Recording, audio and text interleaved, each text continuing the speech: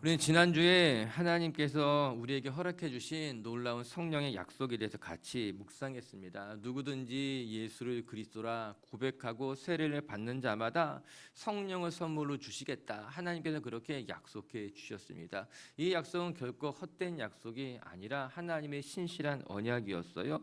베드로가 이르되 너희가 회개하여 각각 예수 그리스도의 이름으로 세례를 받고 죄 사함을 받으라. 그리하면 성령을 너희에게 선물로 주시리니 이렇게 분명히 이야기하지 않았습니까?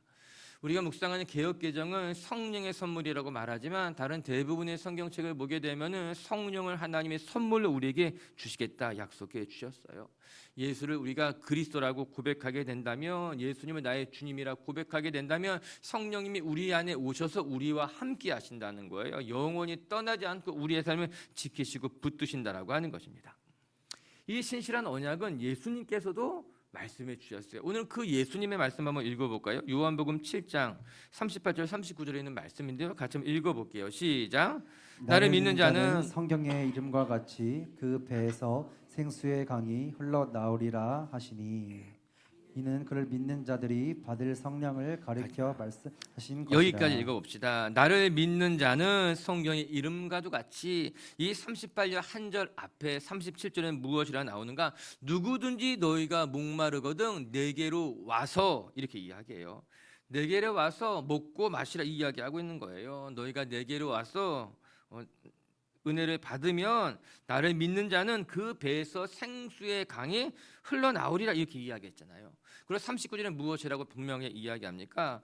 이는 그들이 받을 성령이다 말씀하고 있는 거예요. 즉 누구든지 예수께 와서 예수 그리스도를 믿으면 그 배에서 생수의 강이 흘러 넘칠 것인데 그것은 성경이 약속한 성령님이다. 예수님이 분명히 말씀하고 있는 것 아니겠습니까? 예수님께서 확증해 주신 말씀이라고 하는 거예요. 우리가 목마르거든, 우리의 삶에 부족한 것이 있거든, 예수님께 나아가 그분의 말씀을 듣고 예수를 믿으면 우리의 삶이 성령으로 충만해진다. 그 언약의 말씀이라고 하는 거예요. 오늘 여러분의 삶이 성령님으로 충만한 인생, 예수님께 나아가서 여러분의 삶에 성령이 흘러가는 인생이 되시기를 주님의 이름으로 축복합니다. 이제 오늘은 성령님에 대해서 두 번째 시간으로 성령의 충만함에 대해서 살펴보려고 합니다. 교회 다니는 사람이라면 누구나 성령의 충만함에 대해서 사모할 것입니다. 신앙을 가진 사람들 중에 난 성령 충만하고 싶지 않습니다. 그런 사람들은 많지 않을 것이에요. 누구나 성령의 충만함에 대해서 들었고 성령 충만한 삶을 사모하게 될 겁니다. 물론 간혹 성령 충만한 것처럼 보이는 사람들이 오만하게 행동하는 것을 보면서 우리가 상처받을 때가 있을 수 있습니다. 또한 성령 충만하다고 말하는 사람들이 어떤 포괄적인 인상을 우리에게 주기 때문에 성령 충만에 대해서 우리가 그릇된 어떤 인상을 가질 수도 있다는 거예요. 그러나 우리가 이때 기억해야 될 것은 그들에게 나타나는 모습이 성령 충만한 모습이 아니라 그들의 인격과 쓴뿌리가 드러나는 것이지 성령 충만한 모습이 나오지 않는다라고 하는 거예요. 성령 충만하다 할 때 이 충만이라고 하는 것은요 차고도 넘친다는 뜻 아니겠어요? 우리가 성령님의 은혜를 받게 되면 성령님이 우리 안에서 차고도 넘쳐서 흘러나오게 된다라고 하는 거예요. 그래서 성령 충만한 사람의 원래 모습은 어떠한가? 나의 성격이나 나의 쓴뿌리가 빠져나오는 것이 아니라 내 안에 계신 성령님이 충만하게 흘러넘치는 것으로 말미암아 성령님의 모습이, 성령님의 열매가 그 사람 가운데 흘러나오게 된다라고 하는 거예요. 우리가 다음 주에 살펴보게 되겠지만요, 성령의 열매라고 말하는 거예요. 우리의 삶에 성령님이 찾아오시고 성령님이 우리 안에 일하시게 되면은 내 개성, 어떤 나의 성격, 나의 쓴뿌리가 나오는 것이 아니라 내 안에 성령의 열매, 사랑, 화평, 희락, 절제 이런 것들이 우리 안에서 충만하게 열매 맺어가지고 내가 드러나는 것이 아니라 성령님이 드러나는 거죠. 내 모습이, 내 자아가 드러나는 것이 아니라 성령의 열매가 드러나게 된다라고 하는 것입니다. 이게 성령 충만한 사람의 본래 모습이라고 하는 거예요. 오늘도 사랑하는 미치교회 가족 여러분, 성령 충만한 사람의 모습은 절대로 과하지 않습니다. 아름답습니다. 성령 충만한 사람의 사람과 같이 사는 것은요, 불편한 것이 아니라 부드러운 일이라고 하는 거예요. 우리가 성령 충만에 대해서 제대로 이해하게 되면은 성령 충만을 사모하게 됩니다. 오늘 말씀이 어떻게 시작하게 됩니까? 성령 충만하라는 말씀의 앞절에 우리 17절은 이렇게 이야기하고 있어요. 17절 말씀 한번 읽어볼게요. 시작. 그러므로 어리석은 자가 되지 말고 오직 주의 뜻이 무엇인가 이해해라. 성령 충만한 것이 무엇인지, 하나님의 뜻이 무엇인지 너가 이해하라는 거예요. 이해하게 되면은, 깨닫게 되면은 성령 충만이 무엇인지 알면 사모하게 돼요. 사모하게 되면 성령 충만한 모드로 살아가게 된다라고 하는 것입니다. 오늘도 우리 빛의교회 성도 여러분들이 이제 성령 충만에 대해서 같이 묵상하면서 성령 충만에 대해서 바르게 이해할 수 있게 되기를 바라고, 성령 충만을 사모할 뿐만 아니라 성령 충만한 모습으로 살아가는 성도님들 되시기를 주님의 이름으로 축복합니다. 그러면 이제 오늘 성령 충만에 대해서 같이 묵상해 보면서 첫 번째 우리가 기억해야 될 것은, 하나님의 사람들은 지속적으로 성령 충만을 사모해야 된다라고 하는 거예요. 오늘 우리 18절의 말씀, 이 한 주간 동안 우리가 암송할 말씀인데요. 18절 한번 읽어볼까요? 18절 시작. 술 취하지 말라. 이는 방탕한 것이니 오직 성령으로 충만함을 받으라. 우리가 너무나 잘 알고 있는 말씀입니다. 특히 성령의 충만함에 대해서 이야기할 때 많이 인용되는 말씀이지요. 술에 취하지 말라. 성령의 충만함을 받으라고 하는 것입니다. 술에 취한 사람과 성령에 충만한 사람을 비교하는 것 같지만 비교할 수는 전혀 없습니다. 술에 취한 사람들은 자기 자신을 스스로 통제할 수 없습니다. 자칫 잘못하게 되면은 술에 취한 모습과 성령의 충만한 모습을 비교하면서 비슷한 모습이라고 착각하기가 쉬운데 전혀 다릅니다. 술에 취한 사람은 술 기운에 살아가는 사람들, 그렇기 때문에 술에 취한 사람들은 자기 자신에 대한 통제력을 상실하게 됩니다. 술 기운에 의해서 쫓겨 사는 삶이 될 수밖에 없다라고 하는 거예요. 반면에 성령에 의해서 충만해지게 되는 사람들은 그 성령의 힘으로 말미암아 자기를 다스릴 수 있게 되는 거예요. 절제하게 되는 거예요. 그러면 말미암아 내 삶을 하나님 앞에 온전히 드릴 수 있게 되는 건 아닙니까? 성령의 열매의 마지막이 무엇입니까? 절제라고 하는 거예요. 셀프 컨트롤, 자기 자신을 스스로 절제, 컨트롤할 수 있게 되는 것이 성령 충만한 사람의 모습이라고 하는 겁니다. 술에 취한 사람들은요, 자신의 삶을 통제하지 못합니다. 아니, 어떻게 보면요, 스스로 통제하지 않으려고 술 취하는지도 모른다, 이런 생각도 하게 돼요. 하지만 매우 위험한 일이죠. 내가 술에 취해서 살아가는 것이 나를 스스로 통제할 수 없는 술 기운을 빌어 사는 것이 더 낫다고 생각하는 것만큼 위험한 것이 어디 있겠습니까? 오늘 하나님의 사람들은 우리에게 하나님의 사람들이 어떻게 살아가야 되는가? 성령님의 붙들림 바 되어서 성령님을 통해서 자기를 다스리는 삶을 살라고 이야기하고 있는 거예요. 이 18절의 말씀은 성령 충만에 대해서 매우 많은 의미를 우리에게 잘 가르쳐주고 있습니다. 오늘 하루 종일 이야기할 수 있을 만큼의 중요한 말씀이, 이 18절의 말씀이 우리가 몇 가지만 생각해 보게 된다면, 첫 번째는요, 이 성령의 충만함을 받으라, 이 말씀은요, 우리가 성령의 충만함을 지속적으로 받아야 된다는 것을 보여줍니다. 헬라 원문을 읽어보게 되면 충만함을 받으라라는 동사가 현재형 명령형으로 되어 있습니다. 헬러가 현재형으로 명령문에 쓰여지게 되면은 반복적인 의미를 전해준다고 말합니다.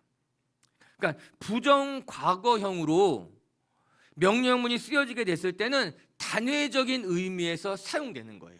대표적인 것이 예수님께서 이제 가나 혼인잔치에서 하인들에게 물을 아귀까지 채워라라고 말씀했을 때는 부정과거형으로 사용된 거예요. 그는 그냥 한 번에 가득 채워라, 이렇게 사용된다라고 하는 거예요.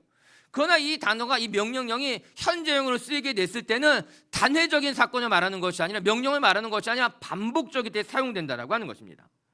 오늘 에베소서에서 바울은 성령의 충만함을 받으라라고 사용했을 때 그 원어가 현재형이라고 하는 것은 이 성령의 충만함을 받는다는 것이 단회적인 사건으로 끝나는 것이 아니라 우리의 삶에 지속적으로 반복적으로 일어나야 하는 일임을 보여준다라고 하는 거죠. 즉 우리가 성령의 충만함을 받는 것은 예수님을 믿었을 때 단회적으로 한번 뜨거워지는 것을 말하는 것이 아니라 성령님의 은혜를 받고 난 이후에도 주님이 오시는 그날까지 계속해서 우리가 끊임없이 사모하고 지속적으로 소망해야 한다는 것이 오늘 말씀이 보여주는 아주 중요한 이야기예요.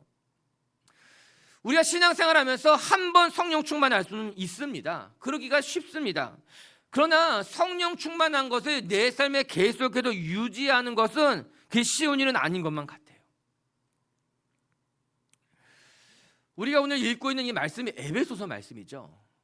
에베소서는 소아시아 지역 에베소에 있는 교회에 바울이 보낸 편지인 것 아니겠습니까? 에베소 교회는 그 당시 소아시아에서 가장 영향력이 큰 교회, 가장 굳건하게 세워진 교회가 에베소 교회였어요. 성령에 충만한 교회임에 틀림이 없습니다.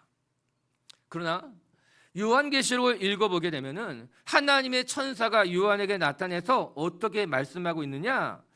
소아시아 7교회를 책망하는 데 있어서 에베소 교회에 대한 책망은 이런 것이었어요. 그들이 첫 사랑을 잃어버렸다는 것이었습니다.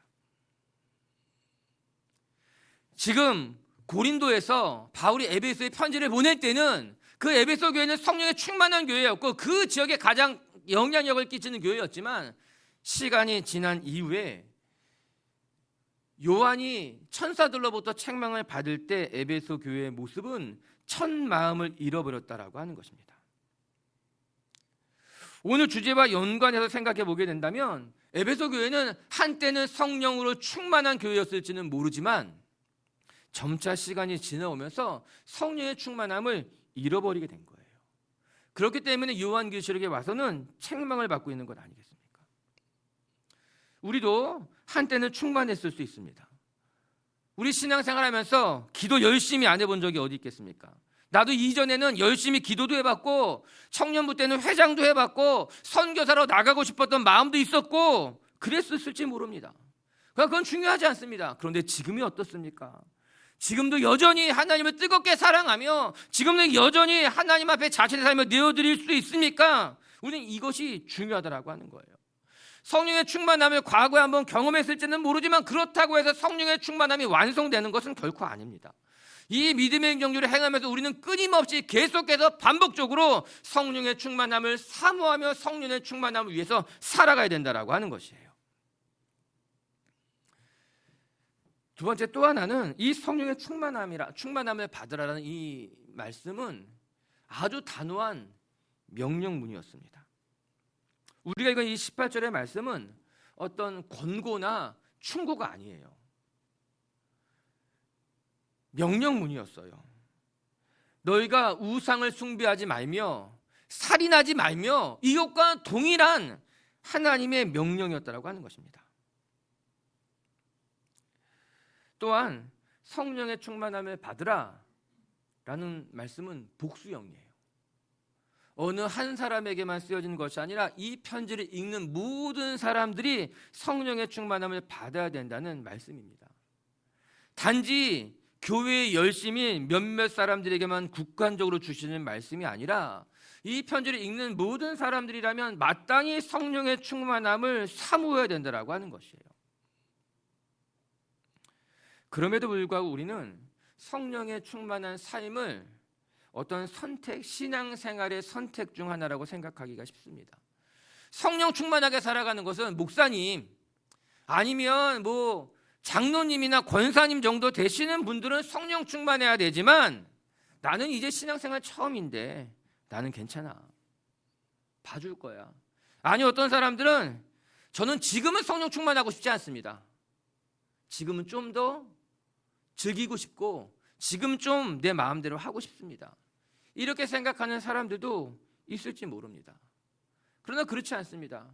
너희가 술 취하지 말라 성령의 충만함을 받으라라고 하는 이 말씀은 하나님의 엄중한 명령일 뿐만 아니라 모든 사람들에게 주시는 모든 성도들이 사모해야만 하는 하나님의 엄중한 말씀이라고 하는 거예요.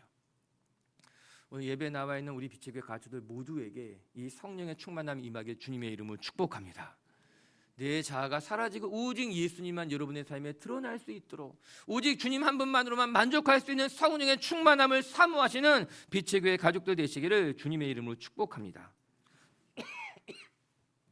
두 번째, 그러면서 우리가 기억해야 될 것이 또 한 가지가 있습니다. 그건 무엇인가 하면 이 성령 충만한 삶이 얼마나 아름답고 귀한 것인지 알아야만 합니다. 우리가 성령 충만한 삶을 왜 사모해야 되는지 이거 이야기하면 좋을 것 같아요. 성령 충만해야 한다 이야기했을 때 제 마음속에 첫 번째 드는 질문은 성령 충만함이 왜 좋은지 성도들이 알아야지 성령 충만함을 사모하지 않을까. 성령 충만했을 때 내 삶이 어떻게 변하는지를 말해줘야지. 그렇지 않고서는 성령 충만하라는 말은 그냥 명령 그 이상 이하도 안 될 수 없겠다 이 생각하게 된 거예요. 저는 이 성령 충만한 삶이 얼마나 우리에게 유익하며 우리의 삶을 얼마나 아름답게 만드는지를 안다면 우리가 충분히 성령의 충만함을 사모할 수 있게 된다고 생각하게 됩니다. 이제 19절부터 21절까지는 성령 충만한 사람들에게 나타나는 표지예요. 성령 충만한 사람들이 삶에 맺게 되는 열매라고도 말할 수 있어요. 우리 19절부터 21절까지 한번 읽어볼게요. 시작. 시와 찬송과 신령과 노래들로 서로 화답하며 너희의 마음으로 주께 노래하며 찬송하며 범사에 우리 주 예수 그리스도의 이름으로 항상 아버지 하나님께 감사하며 그리스도를 경외함으로 피차 복종하라. 네 개의 동사가 등장하게 되는데 첫 번째는 서로 화답하며, 두 번째는 주께 찬송하며, 세 번째는 하나님께 감사하며, 네 번째는 피차 복종하라입니다. 성령의 충만함을 받으라라는 그 동사에 귀속되어져 있는 네 개의 동사다 그렇게 이해하면 쉽습니다. 우리가 성령 충만한 사람들을 상상할 때 우리는 흔히 성령 충만한 사람은 어떤 매우 극적인 삶을 살거나 매우 신비로운 삶을 추구한다 이렇게 생각하기가 쉽습니다. 좀 과하다는 생각이 있는 거죠. 성령 충만한 사람들은 무엇인가 평범한 신앙생활이라기보다는 뭔가 좀 과한 모습처럼 우리가 생각하기 쉬운 거예요. 그는 항상 순교할 생각을 하거나 선교지에 나가서도 위험한 행동을 할 것만 같은 때로는 그런 과감한 모습을 갖고 있을 것 같은 생각을 하죠. 또 때로는 그들은 기도로 해도 방언으로만 기도하며 예언에 대해서 관심을 갖고 있으며 우리는 그렇게 성령 충만한 사람들에 대해서 생각하기가 쉽습니다. 그러나 성경에서 이야기하는 성령 충만한 사람들의 모습은 그와 다릅니다. 오히려 성경에서 이야기하는 성령 충만한 사람들의 모습은 매우 상식적이며 매우 윤리적이고 누가 보아도 성숙한 사람의 모습이 드러나게 된다고 하는 거예요. 우리가 읽은 19절부터 21절까지는 성령의 충만함을 받으라 명령하시면서 그 성령 충만한 사람들이 어떻게 살아가야 하는지 그들의 삶에 어떠한 표지가 나타나는지에 대해서 이야기하고 있습니다. 먼저 19절에는 첫 번째 화답한다는 말이 나오게 됩니다. 즉 성도들이 서로 대화하는 모습인 거예요. 성도들의 삶인 거예요. 성령 충만한 사람이 하나님하고만 이야기하고 사람들과 이야기하는 것을 하찮게 생각한다면 그건 잘못된 모습이에요. 오히려 그것과는 반대로 성령이 충만한 사람들은 성도들 간의 교통을 매우 소중하게 생각하며 성도들 간의 교통이 일어나게 된다고 하는 것이에요. 이에 성경은 그들이 서로 화답한다고 말합니다. 여러분 성령 충만할 때 나타나는 가장 첫 번째 변화가 무엇인지 아십니까? 성령 충만한 사람에게 나타나는 가장 첫 번째 변화는 그의 말이 달라진다는 거예요. 늘 불평만 하고 판단하고 남 탓하고 정죄하고 화를 내던 사람이 성령으로 충만하게 되면은 그가 하는 말의 온도가 달라지게 됩니다. 입술의 말이 달라지게 되는 거예요. 불평하던 사람이 감사하다고 말합니다. 끊임없이 나를 판단하고 정죄하던 사람이 다른 사람을 이해하고 품어주는 말을 하게 됩니다. 그렇기 때문에 성령 충만한 사람에게는 언어가 달라지게 되는 거예요. 언어의 온도가 달라지게 되는 거예요. 화답한다는 말이 무엇입니까? 서로 아름답게 이야기한다라고 하는 거예요. 특별히 찬송과 신령한 노래로 서로를 이야기하며 성도의 교제를 나누는 모습이 드러나게 된다는 거죠. 만약에 요즘 여러분이 자꾸만 화가 나고 모가 난 말을 하고 있다면 점검해 봐야 됩니다. 내가 왜 이렇게 자꾸 사람들을 판단하지? 정죄하지? 다른 사람들에게 모난 말을 하고 있지? 이러면 자기 자신을 점검해 봐야 되는 거예요. 내가 성령 충만한가? 내가 지금 성령 충만한 모습으로 살아가고 있는가? 아니면 내 안에 쓴뿌리가 자꾸만 나와가지고 다른 사람들을 판단하고 불평하고 있지는 않은가? 성령이 충만한 사람은요 말이 달라지게 됩니다. 서로 찬송과 즐거운 노래로 화답하며 성도의 교제가 일어나게 된다라고 하는 거예요. 전 우리 교회에 이런 교제가 일어나길 주의 이름으로 축복합니다.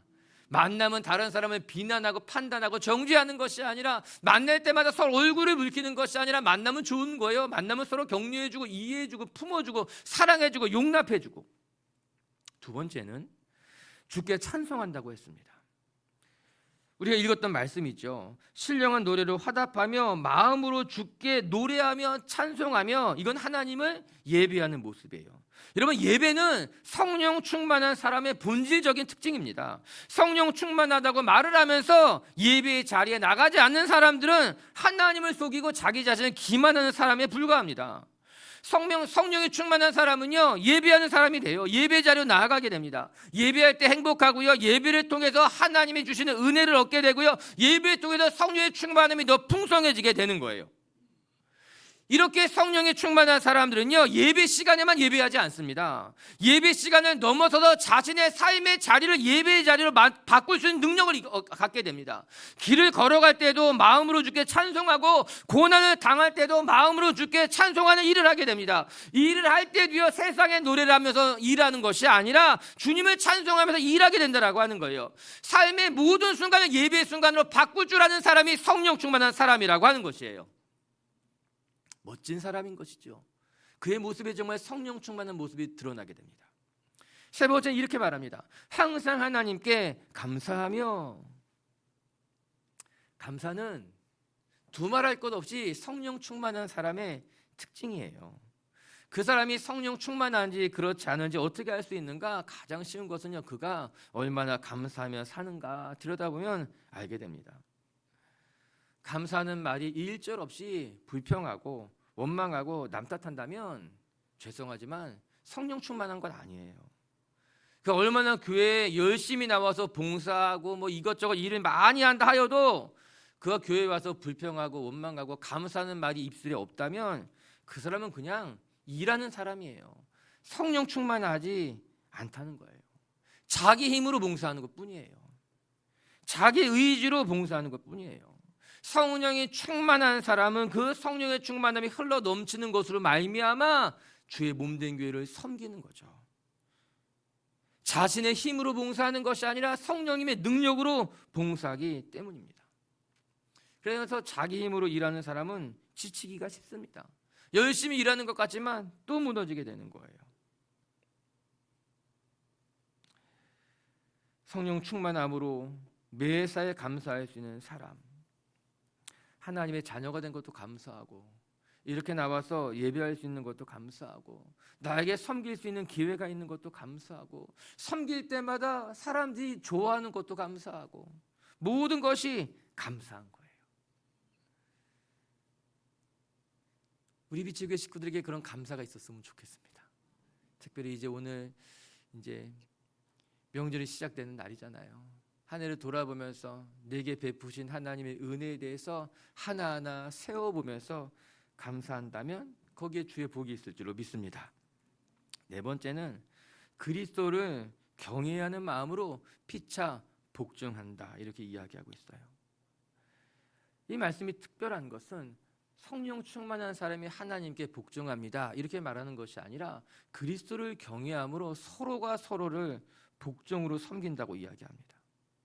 참 멋있는 말씀 아니에요? 그리스도를 경외하는 마음으로 서로에게 복종합니다. 즉 서로 다투지 않고 자신을 높이는 것이 아니라 상대방을 나보다 높게 여기고 나를 낮게 여기는 것으로 말미암아 서로가 서로를 섬기게 된다라고 하는 것입니다.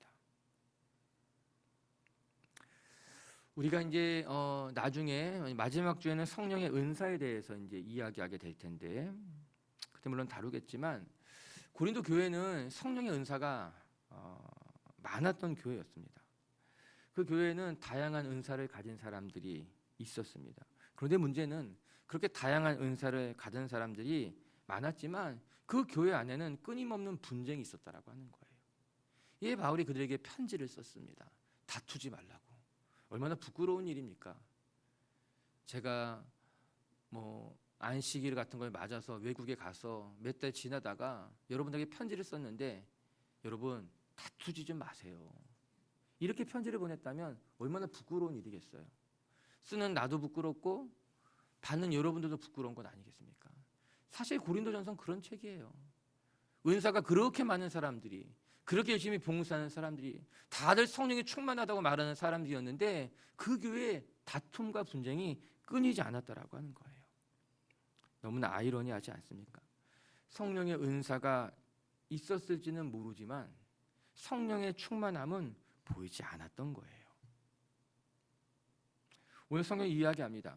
성령의 충만한 사람들은 어떠한 사람인들인가? 그리스도를 경외하는 것으로 말미암아 서로가 서로를 높게 여기며 서로가 서로에게 복종하며 자신을 낮추는 것으로 말미암아 서로를 섬길 줄 아는 사람이 성령의 충만한 사람의 모습이라고 하는 거예요. 저는 말씀을 묵상하면서 이런 사람이 우리 곁에 있다면, 이런 사람들과 함께 신앙생활을 한다면 참 행복할 것만 같은 거예요. 서로 화답하며 항상 예배하며 또 서로를 섬기고 또 서로 낮추며, 얼마나 보기에 좋은 성도의 모습인 거예요. 그런데 성경을 읽어보게 되면은 사도행전에는 이렇게 성령으로 충만한 사람들의 모습이 정말 많이 기록되어 있습니다. 그 대표적으로 바나바라는 사람 한 사람만 한번 읽어볼게요. 우리 사도행전 11장 24절 말씀이에요. 시작. 바나바는 착한 사람이요 성령과 믿음이 충만한 사람이라 이에 큰 무리가 주께 더하여 지더라. 바나바는 예수님을 만나고 난 이후에 그의 삶에 대대적인 변화가 일어나게 됩니다. 그리고 자신의 모든 것을 다 헌납하며 그 이후에는 하나님의 교회를 섬기는데 헌신했던 그런 사람이 바나바예요. 바나바를 통해서 바울이 교회 안에 들어오게 되고, 바나바는 교회의 가장 큰 어른과도 같은 역할을 감당했던 사람이 바나바입니다. 모든 사람들이 바나바를 존경했어요. 문제가 없었던 사람이 바나바예요. 그런데 그 바나바에 대해서 성경이 어떻게 이야기하고 있습니까? 바나바는 착한 사람이요 성령과 믿음이 충만한 사람이라 이에 많은 무리가 주께 돌아오게 됐다라고 하는 거예요. 이 바나바라는 사람이 성령 충만한 사람이었어. 그의 삶이 착했다는 겁니다. 그래서 그 사람의 모습을 바라보면서 믿지 않은 사람들도 존경하게 되고 교회에 찾아와 하나님의 사람들로 거듭 태어나게 되는데 귀한 통로로 쓰임받게 됐다라고 하는 거죠. 성령 충만한 사람의 전형적인 모습이라고 해도 과언이 아닐 것만 같습니다. 여러분, 성령 충만한 사람은 뭔가 분리된 것처럼, 나와 다른 사람들처럼, 뭔가 저기 꼭대기 있는 사람처럼 그렇게 보이는 사람이 아니에요.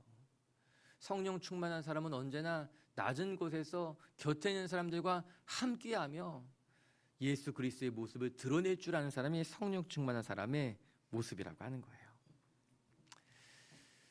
성령 충만한 사람이 되고 싶지 않습니까? 저는 말씀 묵상하면서 더 사모하게 됩니다. 나도 성령 충만한 사람이 되고 싶다. 그래서 내 곁에 있는 사람들이 나를 보면서 예수 그리스도를 보았으면 좋겠고, 내 곁에 있는 것이 불편하고 힘든 것이 아니라 내 곁에 있는 것이 너무나 편하고 좋고, 그 성령 충만한 사람의 아름다운 모습이죠. 전 그렇게 우리 비추교회 식구들이 성령 충만한 사람은 이상한 사람이 아니라 정말 아름다운 사람입니다 고백하면서, 여러분도 성령 충만함은 오늘부터 사모할 수 있게 되시기를 주의 이름으로 축복합니다. 끝으로 마지막 살펴볼 것은, 우리가 성령 충만하게 되면 우리의 삶에 나의 능력이 아니라 하나님의 능력이 나타난다라고 하는 거예요. 이 사실을 놓치면 안 되겠더라고요. 그래서 마지막에는 이걸 읽고 묵상하고 싶은 거예요. 성경을 읽어보게 되면은 성령으로 충만하게 되었을 때에 그들의 마음이 담대해지고 그들의 삶에 하나님의 능력이 나타나는 것을 아주 여러 곳에서 찾아볼 수 있게 됩니다. 특별히 사도행전을 읽어보게 되면은 이 성령의 역사가 곳곳에 등장하게 되고 성령으로 충만함을 받은 사람들의 모습이 잘 묘사되어져 있어요. 우리 사도행전 4장 31절의 말씀 한번 읽어볼게요. 시작. 빌기를 다음에 모인 곳이 진동하더니 우리가 다 성령에 충만하여 담대히 하나님의 말씀을 전하니라. 이 사건의 배경은 베드로와 요한이 복음을 전하다가 투옥된 사건이에요. 로마 당국과 유대 지도자들은 더 이상 복음을 전하지 못하게 베드로와 요한을 겁박했습니다. 그리고 나서 사도들을 풀어주게 되었죠.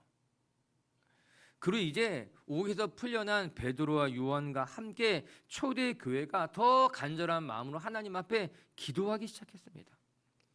그리고 우리가 읽은 말씀은 그들의 기도 내용이었어요.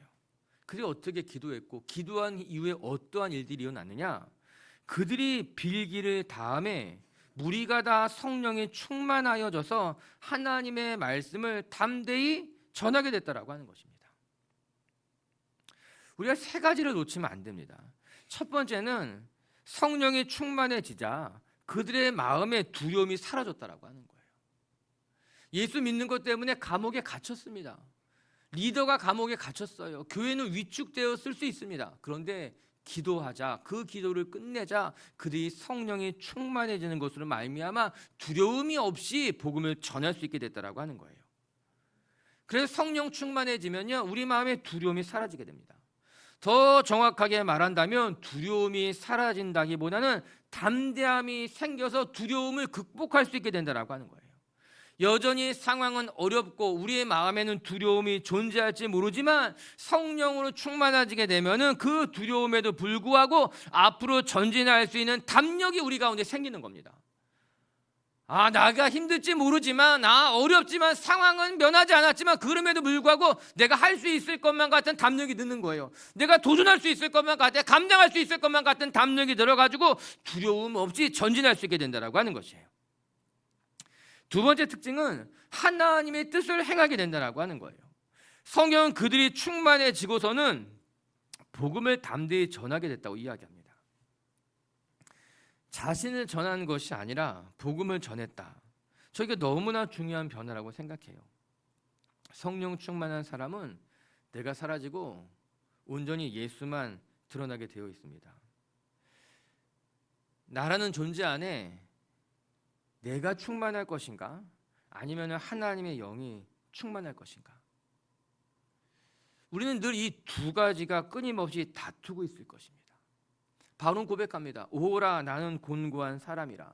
누가 이 사망의 몸에서 나를 건져내랴. 내 마음으로는 하나님의 뜻을 사모하지만 여전히 내 속에 또 하나의 법이 있어서 또 하나의 욕심, 자아가 있어서 끊임없이 둘이 싸우고 있다고 바울이 고백한 것 아니겠습니까? 우리 안에 일어나는 내적인 전쟁인 거예요. 그러나 우리 안에 성령이 충만하게 되면 성령님이 우리 안에서 일하시게 되면은 우리 안에 내적인 전쟁이 일어나도 늘 누가 이기는가? 내가 이기는 것이 아니라 하나님이 이기게 된다라고 하는 거예요.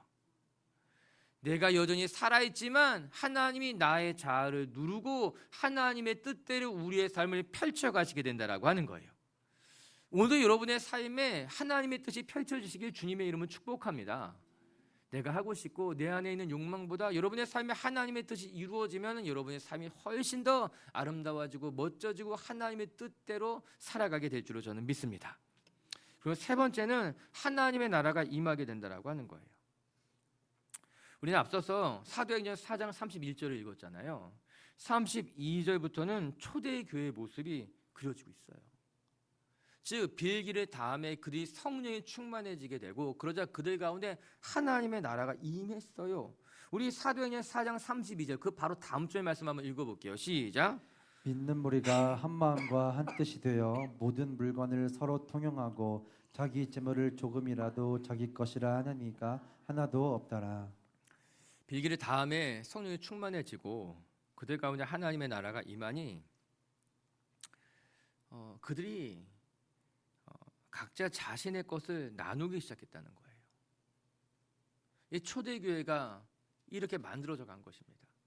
성령이 충만해지자 내 것을 내 것이라 여기지 아니하고 그 모든 것들을 함께 나누고 통용하는 것으로 말미암아 그들 가운데 부족한 사람이 없어지게 됐다. 이렇게 이야기하고 있습니다. 하나님의 나라가 그들 가운데 임한 거예요. 우리가 성령 충만해지게 되면은 우리 가운데 하나님의 나라가 우리 삶의 주변 가운데 펼쳐지게 되어서 놀라운 능력이 나타나게 된다라고 하는 거죠. 아멘. 전 그렇게 우리의 삶이 하나님의 영광으로 달라지게 될 줄로 믿습니다. 끝으로 마가복음 16장 17절 18절 말씀 읽고 마칠게요. 성령님이 임하시면 이런 일들이 일어난다는 거죠. 같이 큰 목소리 읽겠습니다. 시작. 믿는 자들에게는 이런 표적이 따르리니 곧 그들이 내 이름으로 귀신을 쫓아내며 새 방언을 말하며 뱀을 집어올리며 무슨 독을 마실지라도 해를 받지 아니하며 병든 사람에게 손을 얹은 즉 나으리라 하시더라. 아멘. 아멘. 전 이 말씀을 믿습니다. 예수님을 믿는 사람들에게는 하나님의 능력이 나타납니다. 성경 이야기하고 있는 거예요. 표적이라고 이야기하고 있습니다. 표적은 기적과 좀 다르다고 이야기했죠. 일종의 사인이에요. 이 사람이 하나님을 믿는 사람이라고 하는 사인이 나타나게 하나님이 보여주시게 된다라고 하는 거죠. 예수 믿는 사람에게 성령님이 함께 하시는 것으로 말미암아 귀신이 떠나가게 되며 방언을 말하게 되며 뱀을 집어 올리며 독을 마실지라도, 즉 우리의 삶에 여러 가지 해를 당한다 할지라도 그것 때문에 우리의 삶이 무너지지 않게 되며 또 병든 자에게 손을 얹은즉 병이 낫게 될 것이다. 그것이 성령 충만한 사람들에게 나타나는, 특정한 사람들에게만 일어나는 일이 아니라 성령 충만한 예수를 믿는 모든 사람들에게 허락하신 놀라운 언약의 말씀이라고 하는 거예요. 모두 여러분의 삶이 성령에 충만한 것으로 말미암아 지금까지 살아온 삶보다 더 멋있게 펼쳐지고 더 아름답게 열매 맺어 가시기를 주님의 이름으로 축복합니다. 말씀을 마칩시다. 오늘 성령님에 대해서 두 번째 성령 충만함에 대해서 같이 살펴보았어요. 여러분, 성령 충만한 삶은 어떤 내가 선택할 수 있는 것, 옵션이 아니라 예수 믿는 사람들은 누구나 성령의 충만함을 사모해야 된다고 성경 이야기하고 있습니다. 여러분, 성령 충만한 모습은 아름다운 모습이에요. 성령 충만함을 두려워하지도 마시고 꺼려하지도 마시고 우리 모두가 다 성령 충만해졌을 때 우리의 삶에 정말 아름답게 성령의 열매가 맺혀가신다는 것을 기억할 줄 아는 하나님의 백성들이 되시기를 주의 이름으로 축복합니다. 첫 번째 말씀을 통해 반드시 기억해야 될 것은 여러분, 성령의 충만함을 우리가 계속해서 지속적으로 사모하며 충만함을 유지해 가야 된다라고 하는 것이에요. 한번 성령 충만할 수 있습니다. 그렇다고 해서 성령 충만이 결코 완성되는 것이 아니에요. 우리는 매일매일 내 삶에 성령님이 일하시도록 나의 마음을 다 내어놓으며 성령의 충만함을 추구할 때 우리의 삶은 오늘도 내일도 계속해서 성령님의 은혜 속에 살아가게 될 줄로 믿습니다. 두 번째, 여러분, 성령 충만한 삶은 아름답고 귀합니다. 우리가 좀 그릇된 사람들을 만나서 잘못된 오해가 있는 거예요. 성령 충만한 사람은 불편하고 어렵고 뭔가 좀 다르고 그렇지 않아요. 성령 충만함은 매우 상식적이며 윤리적이고 아름답게 그의 삶이 만들어져 가게 돼 있어요. 성령 충만한 사람들과 함께하면요, 우리의 삶이 더 아름다워지고 더 성숙해져 갈 수 있어요. 우리 빛의 교회 식구들이요, 성령의 충만함으로 서로 화답하고 하나님 앞에 찬송하며 또 하나님으로 말미암아 기뻐하고 감사할 줄 아는 그런 충만함을 지켜나가는 성도님들 되시기를 주의 이름으로 축복합니다. 끝으로 성령 충만하면 우리의 삶에 하나님의 능력이 나타납니다. 아멘.